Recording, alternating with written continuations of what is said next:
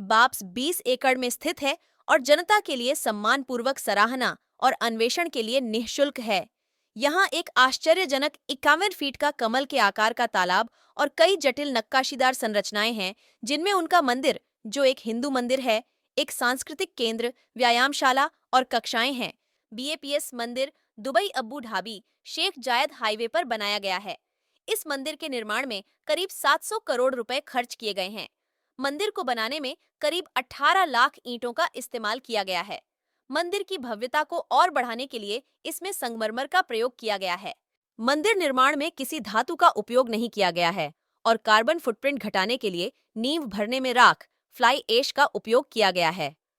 मंदिर के निर्माण प्रबंधक मधुसूदन पटेल ने बताया, हमने गर्मी प्रतिरोधी नैनो टाइल्स और भारी ग्लास पैनलों का उपयोग किया है।